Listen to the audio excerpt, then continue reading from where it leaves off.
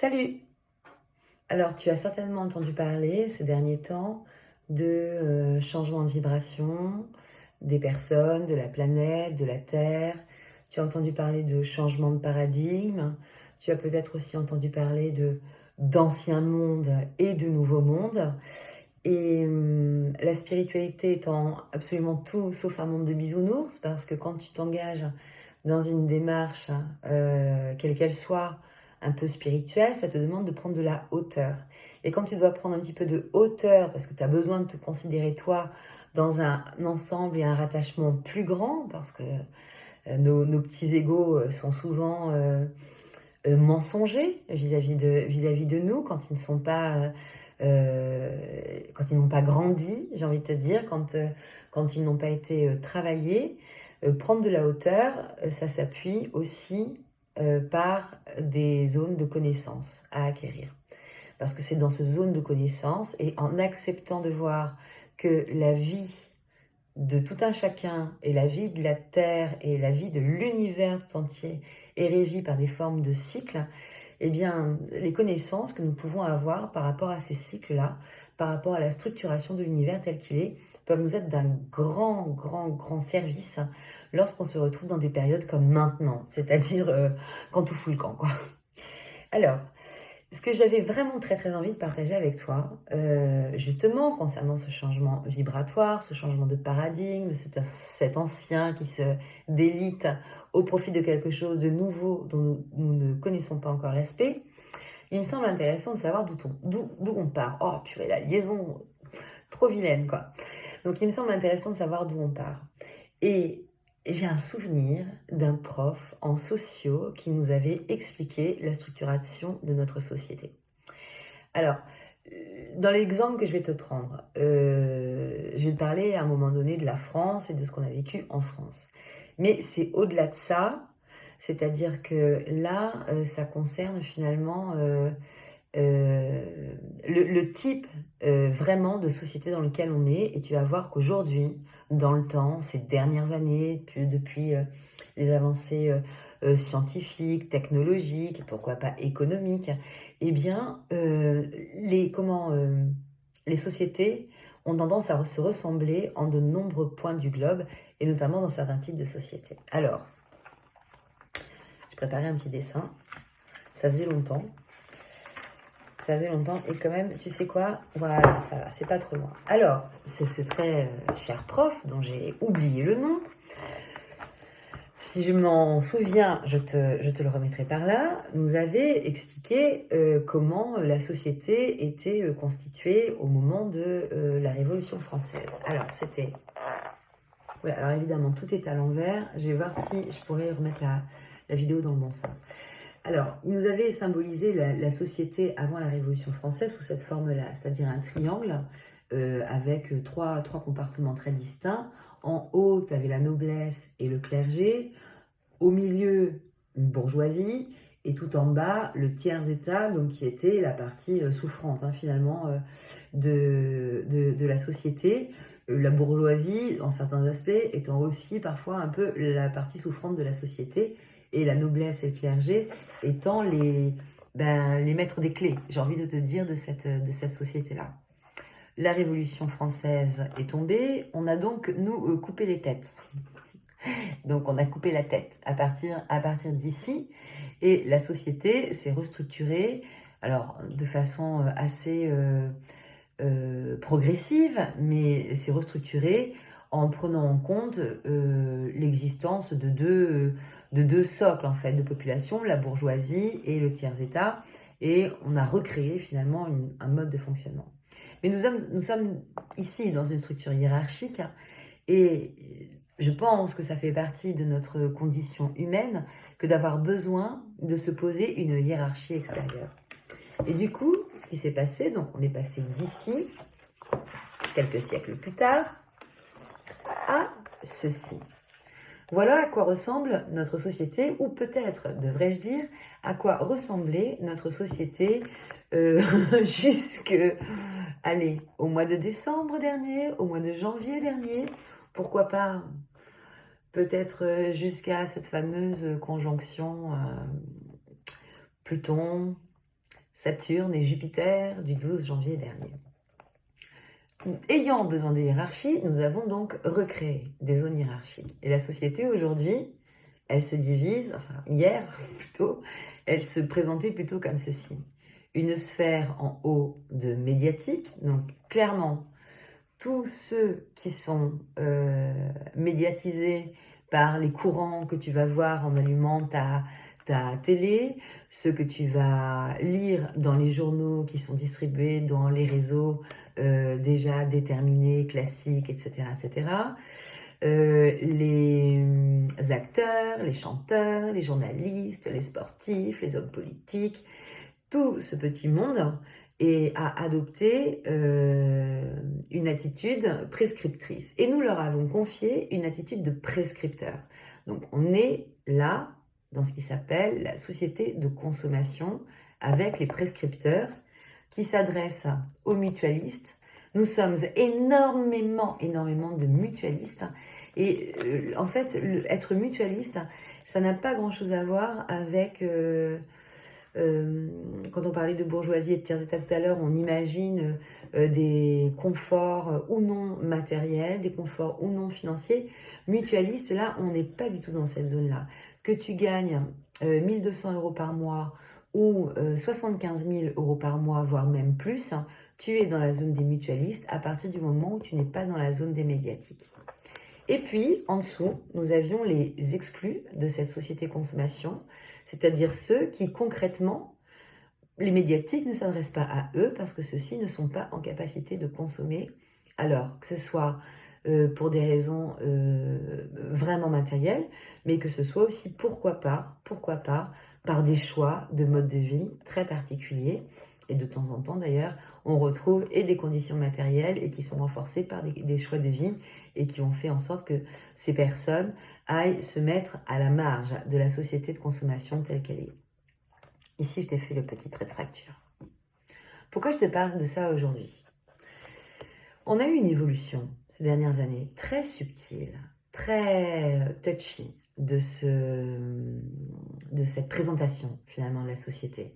Et alors, ça va peut-être te faire rire, enfin en tout cas moi ça me fait rire, mais tu sais comment ça a commencé l'évolution ? Ça a commencé lorsque tout un chacun des mutualistes ont commencé à pouvoir passer dans la zone médiatique. Et ça a commencé avec toutes les histoires de télé-réalité qui remontent à peut-être bien 20 ans maintenant dans ces eaux-là. Il y a eu une forme de perméabilité qui s'est créée entre ces deux mondes et en même temps, ça n'a pas été forcément fait à la gloire de la sphère médiatique. Ça a effondré, émoussé le pouvoir de la sphère médiatique. Parce qu'évidemment, on nous a présenté des sujets mutualistes caricaturaux, on nous a présenté des comportements plutôt discutables, mais même moi la première, quand les premières émissions de télé-réalité sont sorties, et j'ai été très curieuse de voir ce que c'était. Alors, c'est facile finalement d'exercer comme ça, de mettre en scène comme ça des mutualistes et de proposer à d'autres mutualistes d'avoir un regard critique sur ce qui se passe. Néanmoins, il y a quelque chose qui s'est passé. C'est que pour un certain nombre de ces exemples, il y avait des gens qui sortaient du lot. Il y avait des gens qui avaient une pierre à apporter à l'édifice. Et ces gens-là, ils sont restés absorbés dans la sphère médiatique. Il a grandi comme ça, une espèce de mythe sur lequel les mutualistes peuvent devenir à n'importe quel moment des médiatiques. Les médiatiques, sans public, sans audience, sans mutualiste en face, ne sont rien. Et je ne sais pas si tu as remarqué ce qui se passait depuis quelque temps. Les médiatiques n'ont plus de public.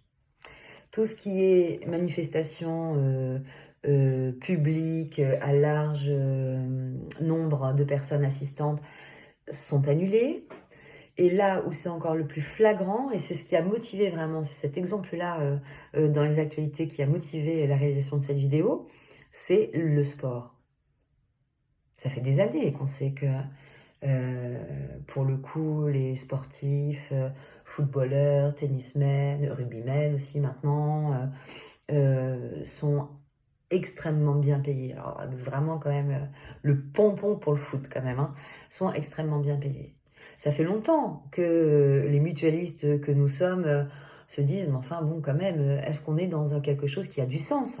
Quand on voit ces médecins qui passent 48 heures sans dormir pour aller sauver des vies, quand on voit ces gens qui font des recherches pointues pour aller trouver de l'eau en Afrique et servir le bien de l'humanité, quand on voit toutes ces personnes qui œuvrent en fait dans un but collectif et qui n'a rien d'aussi factuel et rapide que ce que va provoquer comme joie éventuellement la réalisation d'un beau match de foot. Il y avait ce paradoxe entre les constructions pérennes et utiles pour le bien de tous et cette espèce de domination de l'argent au niveau de la sphère médiatique. Aujourd'hui, il n'y a plus de match. Aujourd'hui, les tournois, qui sont des zones de flux financiers absolument incroyables, les tournois de tennis, les tournois de foot, sont dans la dèche grave. Et leur solution a été de demander dernièrement aux joueurs de foot de baisser de même leur salaire, mais ne va pas penser qu'on demande à ces joueurs de foot de baisser leur salaire de manière à ce que la différence puisse aller servir dans les zones qui sont absolument nécessaires aujourd'hui pour l'humanité, non, de baisser leur salaire pour aller renflouer les caisses de la fédération de foot qui est en train de se dire, sans spectateurs, sans ci, sans ça, sans machin, je ne rentre plus d'argent. Les magasins qui vendent les t-shirts des supporters sont fermés. Il n'y a plus de rentrée d'argent à aucun endroit et à aucun moment. Et rappelle-toi, il y a 2 ans ou 3 ans, je crois, les droits télévisuels pour qu'une chaîne puisse diffuser les matchs de foot avaient été si chers que je crois qu'aucune chaîne française avait été en première intention en capacité d'aller acheter ces droits-là. On était arrivé à des proportions absolument, en tout cas, je le regarde comme ça, mais délirantes par rapport à la réalité de ce que c'est. Évidemment, nous avons tous besoin de nous distraire. Évidemment, le sport, c'est quelque chose qui est positif pour nous. Évidemment, c'est bon d'avoir des gens qui nous motivent, d'avoir des idoles, d'avoir des gens à encourager, d'avoir des gens à supporter. Mais franchement, est-ce que tout ça ne partait pas un petit peu trop loin? Alors, j'ai réfléchi de cette petite considération-là et je me suis demandé à quoi ça pouvait devenir. Alors à partir de là, c'est plus mon prof qui te parle, c'est moi qui fais une hypothèse et je te demande donc de l'entendre comme une hypothèse. Mais ça me semble peut-être suffisamment intéressant pour te le partager et je serai très à l'écoute de tes commentaires si tu veux débattre sur ce sujet. Alors c'est un peu plus clair comme... Je te le montre comme ceci. Tu te souviens, là, on avait vraiment ces espaces de séparation ici qui étaient assez lisibles. Et en fait, je te parlais que l'arrivée de la télé-réalité avait donné une forme de perméabilité, en fait, à cette zone ici. Donc là, c'est ce qui s'est passé. Mais qu'est-ce qui se passe quand des médiatiques ont plus de public? Ils viennent se fondre dans la masse des mutualistes. Évidemment, ils n'en ont pas envie. Ça fait des années qu'ils sont regardés, nourris par la case des mutualistes. Ils n'ont absolument pas l'intention de revenir eux-mêmes au turbin avec nous autres, tous mutualistes, contents et heureux d'être mutualistes que nous sommes, pour pouvoir finalement... il s'agit pour eux d'une sortie de zone de confort, ni plus ni moins. Pour nous aussi, remarquez, c'est une grosse sortie de zone de confort, ce qu'on est en train de vivre en ce moment. Mais il y en a qui payent un prix un petit peu plus cher que d'autres dans cette sortie de zone de confort. Alors, qu'est-ce que j'ai écrit là-dessus, que je me remette? Oui, dans le temps, cette perméabilité, elle est arrivée de plus en plus dans des zones, comment dirais-je, c'était de plus en plus marquant. Aujourd'hui, quand tu discutes, tu te rends compte que beaucoup de personnes ont renoncé à la télé, que tu vois aussi sur YouTube et sur Facebook beaucoup de personnes qui, comme moi, s'autorisent à prendre la parole et d'autres qui s'autorisent à les écouter sans être dans la sphère médiatique et sans se considérer comme des prescripteurs. Parce qu'évidemment, on n'a rien à vendre, si ce n'est peut-être des idées, des connaissances et des savoir-faire, mais on n'a pas de choses à vendre. Ces choses qui sont à vendre, qui bien souvent venaient de pays en grande difficulté, et donc que nous avons plutôt maintenu dans des incapacités de développement à coût de salaires dérisoires pour aller fabriquer des t-shirts ou des baskets qui valent l'équivalent de 50 salaires chez eux. C'est vraiment, vraiment, vraiment, j'ai envie de dire, les différences des échelles, mais poussées à leur paroxysme ces dernières années, ce qui se passait. La multiplication finalement des supports où chacun peut prendre la parole, les réseaux sociaux ont joué une pierre importante, ont joué ça veut rien dire ça, ont joué un rôle important dans ce qui s'est passé ces derniers temps. La perméabilité des sphères implique maintenant de réfléchir à autre chose. On a remis des têtes en haut. On est passé de la noblesse au médiatique. Mais qu'est-ce qu'on va faire maintenant ? Est-ce qu'on va continuer dans l'idée qu'il va y avoir quelques personnes qui pensent que et qui savent ce qui est bien pour nous, alors qu'on le voit vraiment de plus en plus, l'idée, le chemin spirituel est d'être soi-même sa propre autorité. Alors je dis pas être soi-même sa propre autorité, genre oui, j'en ai rien à foutre de ce confinement, je vais sortir quand même, je vais quand même aller faire un billard avec mes potes. Non, c'est pas ça. Sa propre autorité, c'est son autorité de penser, son autorité de voir, son autorité de lire, son autorité de comprendre, de ressentir, et son autorité à agir aussi dans ce monde.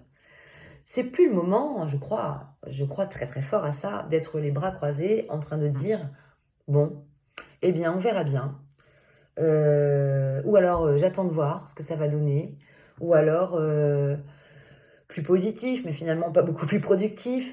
J'espère que tout va bien se passer, ou j'espère que ce qu'on a connu là. Non, non, non, non. Je pense qu'il n'est plus tout le temps de ça.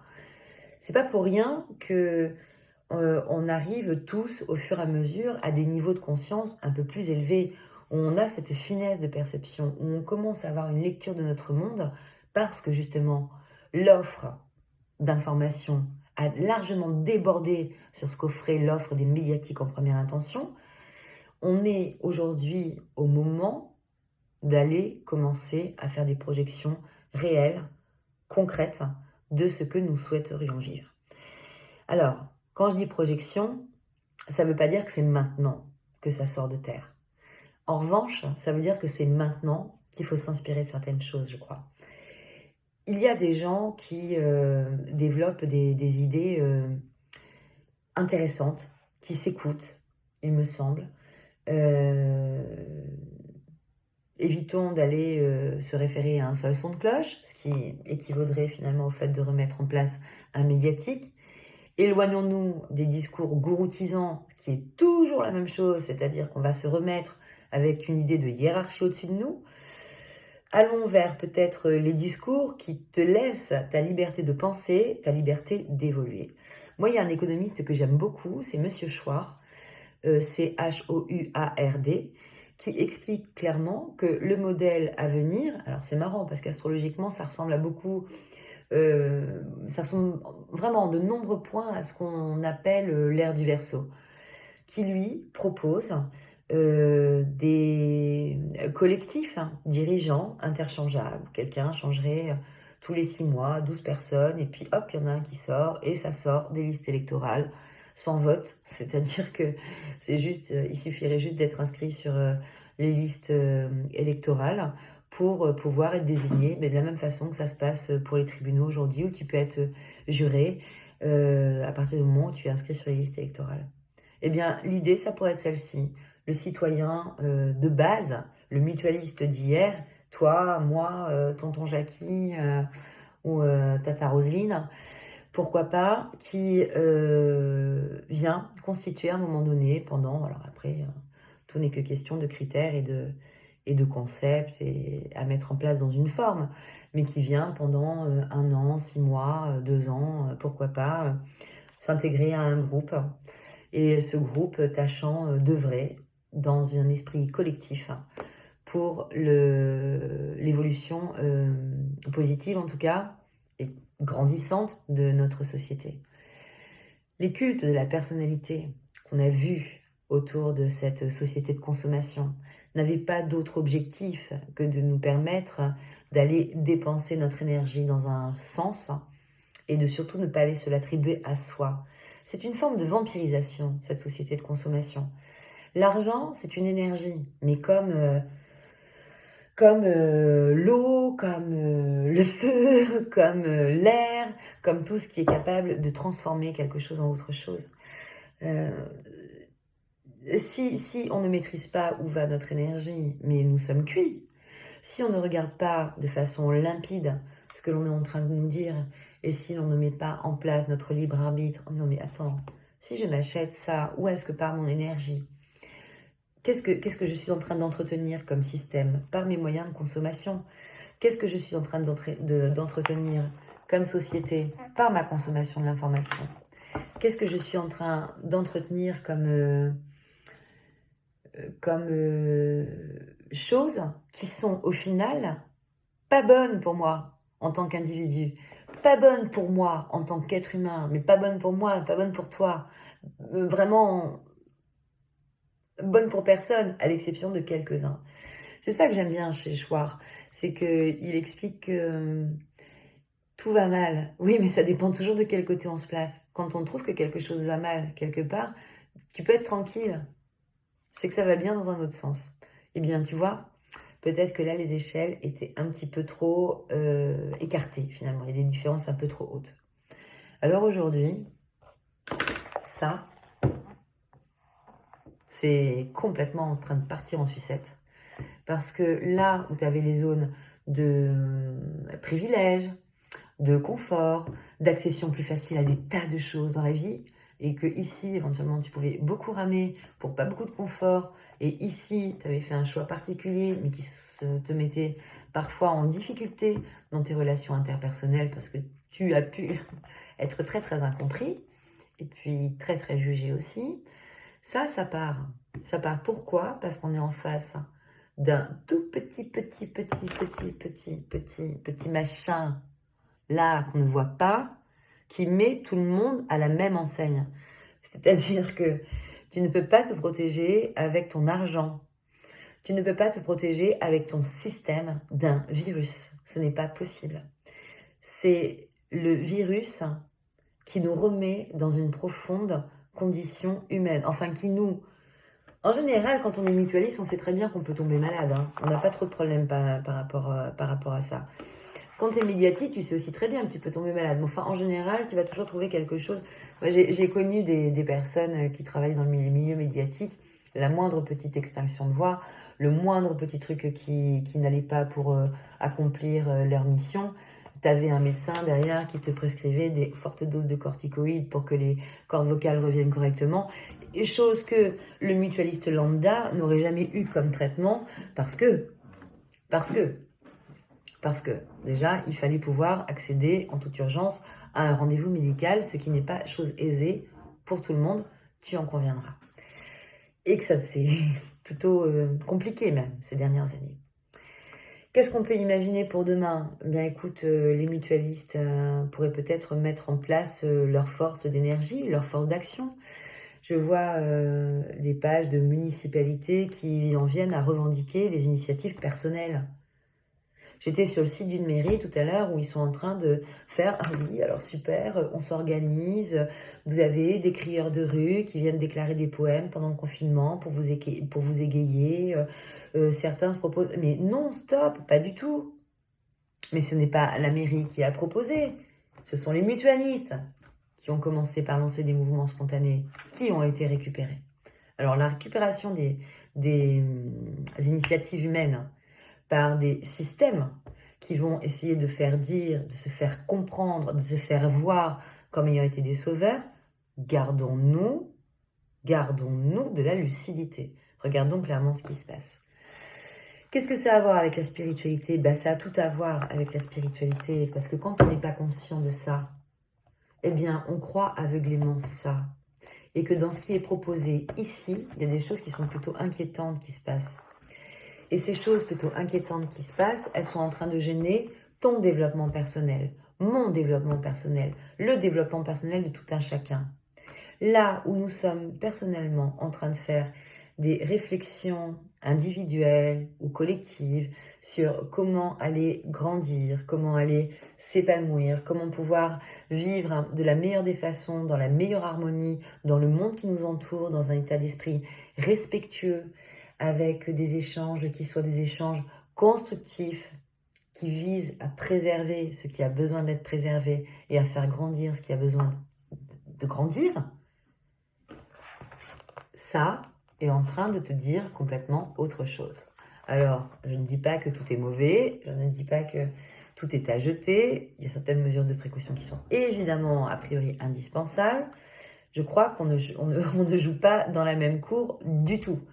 Et j'aime beaucoup le regard un peu quelque part cynique que tout le monde a en ce moment en train de se dire quand il n'y avait pas de masque, on nous a expliqué qu'on allait s'en passer, et puis quand il va y en avoir, eh ben, tout va devenir tout d'un coup obligatoire. Oui, oui, oui, il y a des chances que ce soit le cas, il y a des chances que ça dure longtemps, il y a des chances aussi, évidemment, que les médiatiques se cramponnent à ce qu'ils avaient créé. C'est nous qui le rendrons possible ou pas. C'est nous qui donnerons de l'autorité ou pas à ce qui va émerger. C'est nous qui donnerons notre énergie, sous quelque forme que ce soit, y compris l'argent, dans le système qui va se mettre en place. Mon conseil hyper récurrent avec tous ceux et celles que j'ai pu avoir au téléphone ces derniers temps, c'est d'aller organiser ta propre autonomie le plus possible. De faire pousser des légumes dans son jardin. Pardon pour tous les ficus de tous les appartements du monde, mais honnêtement, dépote ton ficus pour y planter des haricots verts ou des fraisiers, je ne sais pas, mais ça sera bien plus utile. Pourquoi c'est important de développer son autonomie et son économie? Parce que plus tu développes ton autonomie, plus tu as un regard éclairé sur ce que te dit le prescripteur. Si tu n'as pas besoin, si tu n'es pas dépendant de ce que te propose le prescripteur, eh bien tu as tes propres ressources et ça te permet aussi de pouvoir finalement souffler et respirer dans tout ce qu'on est en train de te proposer. Cultivons notre jardin, disait Candide. Disait Candide, quand il était écrit par Voltaire. Cultivons notre jardin, c'est-à-dire développons notre autonomie alimentaire, intellectuelle, spirituelle, notre autonomie d'action, notre autonomie de mouvement, oui, même en ce moment, mouvement. Développons nos facultés non explorées. Allons creuser ces histoires de télépathie, de médiumnité. Tout le monde a le même équipement de base. S'il n'y a pas de don, il n'est pas question de ça. Pas forcément. Enfin, c'est pas ma perception, en tout cas, c'est pas ma vision des choses. Et ce confinement est, je trouve, juste parfait pour pouvoir aller se poser 2-3 petites questions et pour pouvoir les creuser 2-3 petites notions, 2-3 petites réflexions par rapport à ce que nous voulons vraiment faire. Pour moi, là, l'idée, c'est vraiment d'aller vers ce développement d'autonomie le plus possible. C'est la zone de liberté. Quand tu es autonome, tu n'as pas grand monde qui peut avoir du poids sur toi. Mais ça demande de l'effort d'être autonome. Ça demande de l'engagement, ça demande de l'investissement. Mais bon, je pense qu'on est dans une période où ça saute aux yeux de tout le monde, que cette autonomie, elle nous est indispensable. Est-ce que je t'ai tout dit? Non, évidemment. Je t'embrasse.